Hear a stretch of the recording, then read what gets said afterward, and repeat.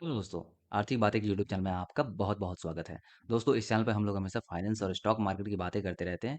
तो आज आपके लिए मैं एक बहुत ही बेहतरीन टॉपिक लेके आया हूँ, मिडिल क्लास सेविंग गाइड। दोस्तों, मिडिल क्लास कैसे पैसा सेव कर सकता है, उसके लिए एकदम step by step complete knowledge लेके आया हूँ। दोस्तों, मिडिल क्लास फैमिली के लिए पैसा बचाना और सेविंग करना और उसको सही जगह पे इन्वेस्ट करना लॉन्ग टर्म वेल्थ बनाने का असली फॉर्मूला है। लेकिन मैं आपको इस वीडियो में एकदम स्टेप बाय स्टेप बताऊंगा। इस वीडियो में आप लोग लास्ट तक बने रहिए। दोस्तों, इस वीडियो में हम लोग क्या टॉपिक कवर करने वाले हैं उसको एक बार जरा देख लेते हैं। तो यहाँ पे हम लोग माइंडसेट देखेंगे, बजटिंग रूल देखेंगे, बजटिंग रूल क्या है, 50 30 और 20 का रूल क्या है, ठीक है। इमरजेंसी फंड देखेंगे, डेट मैनेजमेंट देखेंगे, डेट को कैसे मैनेजमेंट करते हैं। साथ ही साथ हम लोग short term, long term saving और इन्वेस्टमेंट भी देखेंगे, इंश्योरेंस प्रोटेक्शन, लाइफस्टाइल कंट्रोल, साथ साथ पैसिव इनकम, कुछ एग्जांपल्स भी देखेंगे और साथ साथ इसका समरी भी देखेंगे। तो ये सब आज इस वीडियो में कवर होने वाली है। तो चलिए इस वीडियो में हम लोग आगे बढ़ते हैं। उससे पहले आपको बता दूं कि अगर आपने अभी तक इस चैनल को सब्सक्राइब नहीं किया है तो सब्सक्राइब बटन दबा के सब्सक्राइब कर लीजिए, ताकि हमारे आने वाले अगली वीडियोस का नोटिफिकेशन आपको टाइम पर मिल जाए। चलो इस वीडियो में हम लोग आगे बढ़ते हैं। दोस्तों, सबसे पहला हमारा जो स्लाइड है वो है माइंडसेट। देखिए दोस्तों, सबसे पहले जो पैसा आपका सैलरी आता है, कहीं से भी सैलरी आ रहा हो, आप खुद कमा रहे हो, सेल्फ एम्प्लॉयड हो या फिर कहीं एम्प्लॉयड हो, तो वहां पे आपको पैसा आते ही सबसे पहले अपना जो खुद को पे करना है, ठीक है। सिंपल भाषा में बताऊं, मैं सबसे पहले खुद को पे करना है कि मैं इतना खुद को पे करता हूँ, उसके बाद बाकी जो बचेगा उसको मैं खर्चा में लगाऊंगा, ठीक है। और सारा भी खर्चा हो जाए तो कोई बात नहीं, लेकिन खुद को पे करने के बाद यानी इतना पैसा मेरे को सेव करना है, ठीक है। इनकम बढ़ाने पर भी सेविंग, ये मतलब जब भी आपका इनकम बढ़ रहा हो तो उसपे कुछ परसेंटेज फिक्स रखो कि इतना मुझे सेव करना ही करना है, ठीक है। बजटिंग क्या है? तो 50% 30% 20% का रूल देखते हैं। तो 50% अपने बजट का 50% पैसा नीड पे खर्चा करना है, जैसे रेंट हो गया, ईएमआई बिल हो गया, ठीक है, और सारी चीज हो गई। 30% जो है वो वांट्स पे यूज करना है, क्या आप चाहते हैं, शॉपिंग पे, मूवीज पे, इस तरीके की चीज़ पे आपको 30% यूज़ करना है। अदरवाइज अगर उसे यूज़ नहीं करते हैं तो उसे भी 20% के अंदर लेके आएंगे, ठीक है, उस पैसे को भी। तो 20% क्या कहता है? Saving plus investment. वहां पे आप उसको सेव कीजिए और इन्वेस्टमेंट कीजिए। यानी अगर आपका 10,000 का सैलरी है, मान ली एग्जाम्पल, तो 5,000 आपको नीड्स पे खर्चे करने हैं, ठीक है। 3,000 आपको वांट्स पे खर्चे करने हैं और 2,000 आपको सेविंग प्लस इन्वेस्टमेंट करना है। तो ये है बजटिंग रूल। इस पे मैं एक डिटेल वीडियो बनाने वाला हूँ, ठीक है। बहुत जल्दी बजटिंग पे एकदम डिटेल सब सब कुछ वहाँ पे नॉलेज होगा। यहाँ पे तो बस मैं थोड़ा सा बता रहा हूँ, वहाँ पे पूरा एकदम कंप्लीट नॉलेज होगा। उस वीडियो को आप लोग देखिएगा, आएगा, इसलिए चैनल को अभी सब्सक्राइब कर लीजिए। कुछ इंपॉर्टेंट वीडियोस के हैं जो आपको देखने चाहिए। निफ्टी 50 साइकिल्स 1990 से 2025 तक मैंने पूरा एनालिसिस करके बताया, और 2026 में क्या होने वाला है, क्या प्रेडिक्शन हो सकते हैं, अगला मार्केट क्रैश कब आएगा, उसको मैंने यहाँ पे कवर किया है। तो वीडियो सेक्शन में आप लोग उसको जाके देख सकते हैं।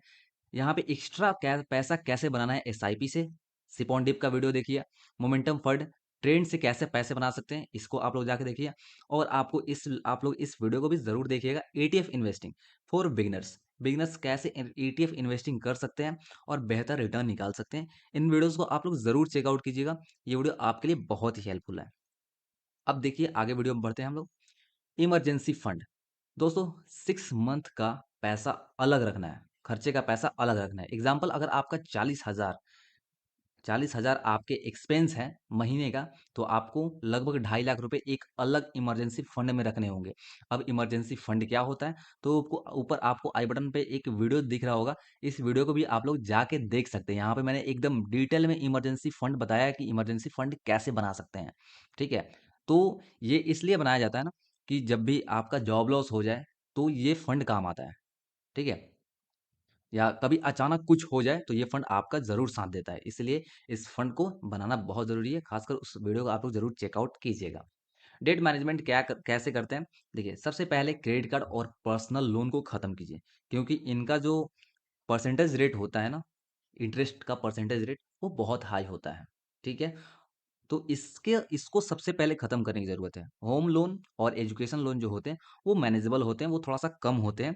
तो यहाँ पे इसको आप लोग बाद में भी देख सकते हैं, लेकिन क्रेडिट कार्ड और पर्सनल लोन को बहुत जल्दी खत्म करने की जरूरत है।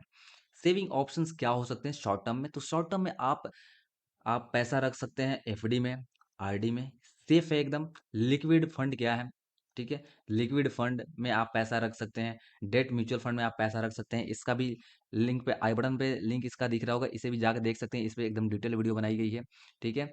और यहाँ पे लिक्विड फंड और डेट म्यूचुअल फंड में आपको बैंक से तो बेटर रिटर्न मिलता है, ठीक है? बैंक से बेहतरीन रिटर्न मिलता है और यहाँ पे लिक्विडिटी भी बनी रहती है बैंक के मुकाबले। तो यहाँ पे एक सेफ ऑप्शन हो सकता है। कुछ इन्वेस्टमेंट प्लान्स मैं आपको बता देता हूँ वेल्थ क्रिएशन के लिए। तो आपको करना क्या है, इन्वेस्टमेंट करना है। सबसे पहले एसआईपी आपको शुरू करनी है इन इक्विटी म्यूचुअल फंड्स में। जो म्यूचुअल फंड्स इक्विटी में इन्वेस्ट करते हैं वहाँ पे आपको एसआईपी शुरू करनी है। कुछ पैसा आपको पीपीएफ में भी रखना है, जो सेफ होता है और टैक्स फ्री होता है। कुछ पैसा आपको एनपीएस में भी रखना रखना पड़ता है, क्योंकि ये भी अच्छा होता है। पैसा ओवरऑल पैसा ही सेव करना है हम लोगों को, ठीक है? और आप डायरेक्टली स्टॉक्स में इन्वेस्ट कर सकते हैं अगर आपके पास नॉलेज है तो। और वो भी कैसे स्टॉक्स में, तो जो इंडेक्स के पार्ट हैं वो, जैसे कि निफ्टी 50 के जितने स्टॉक्स हैं उनको आप लोग देख सकते हैं, उन पे आप लोग फंडामेंटल एनालिसिस कर सकते हैं, ठीक है? वैसे मैं कोई सेबी रजिस्टर्ड एनालिस्ट नहीं हूँ, ठीक है? मेरी तरफ से कोई भी बाय और सेल रिकमेंडेशन नहीं होती है। मैं बस आपको बता रहा हूँ, सिखा रहा हूँ, ये बस लर्निंग वीडियो है, ठीक है?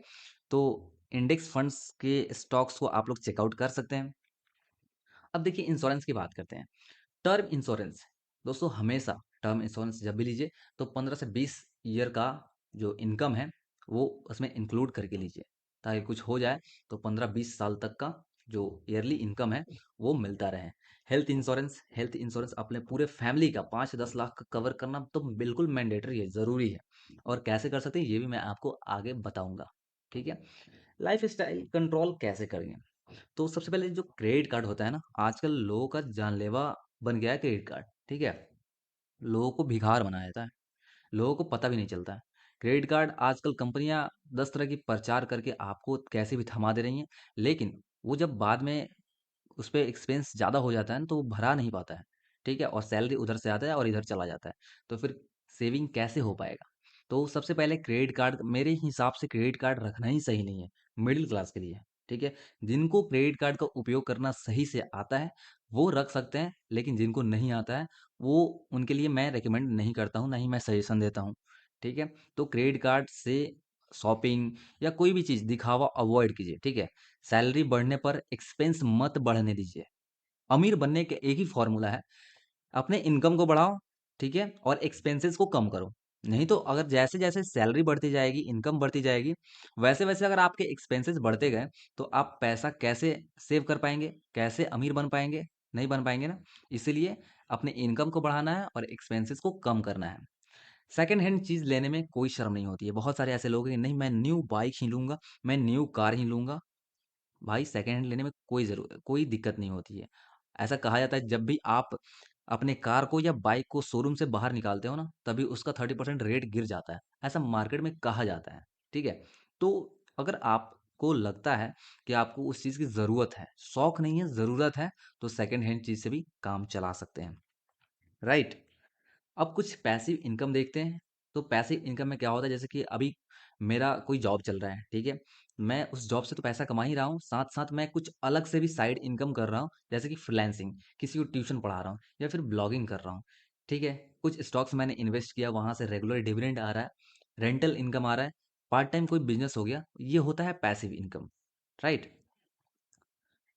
अब एग्जाम्पल मैं आपको देता हूँ, जैसे कि 50,000 का सैलरी है, मान लीजिए 50,000 का सैलरी है, तो 25,000 नीड्स पे खर्चे करने हैं, 15,000 वांट्स पे, और आपको 10,000 रुपये सेविंग में खर्चे करने हैं, और उसको एसआईपी करना है, पीपीएफ करना है, इंश्योरेंस करना है, राइट? उसमें से 20 साल, लगभग 20 साल के बाद अगर आप लॉन्ग टर्म इन्वेस्टेड रहे ना, तो आपके पास 1-2 करोड़ का कॉर्पस ज़रूर हो जाएगा, ठीक है? तो इन सब चीज़ों को आपको ध्यान में रखना है। समरी क्या है इसका? तो मैं आपको अब समराइज़ कर देता हूँ इन सबको। बजट बनाइए, इमरजेंसी इमरजेंसी फंड हमेशा रखिए, डेट फ्री रहिए एकदम, और हमेशा इन्वेस्टमेंट करते रहिए। इंश्योरेंस लेना एकदम कंपल्सरी है, ताकि कुछ हो तो इंश्योरेंस सब कुछ सँभाल ले, ठीक है? लाइफ़स्टाइल को कंट्रोल कीजिए, अपनी इनकम को बढ़ाइए और एक्सपेंसेस को कम कीजिए। पैसिव इनकम को बढ़ाइए, पैसिव इनकम डेवलपमेंट कीजिए, बहुत अच्छा रहेगा आपके लिए, और इस तरीके से आप पैसा बचा पाएँगे सही से। दोस्तों, आज के वीडियो में बस इतना ही। आशा करता हूँ कि आपको वीडियो अच्छा लगा होगा। वीडियो अच्छी लगी हो तो प्लीज़ वीडियो को लाइक कीजिएगा, और कुछ वीडियोज़ की लिस्ट मैंने आपको दिए थे बीच में, उन वीडियोज़ को ज़रूर देखिएगा। ज़रूर, ज़रूर, ज़रूर, मतलब ज़रूर देखिएगा, क्योंकि वो वीडियोज़ बहुत ही इम्पोर्टेंट है। मैं ऐसा नहीं कह रहा हूँ मैंने सारे वीडियोज़ देखी, लेकिन वो वीडियोज़ बहुत ज़्यादा इम्पोर्टेंट है, तो इन वीडियोज़ को ज़रूर देखिएगा। दोस्तों मिलते हैं नेक्स्ट वीडियो में, तब तक के लिए बहुत बहुत धन्यवाद।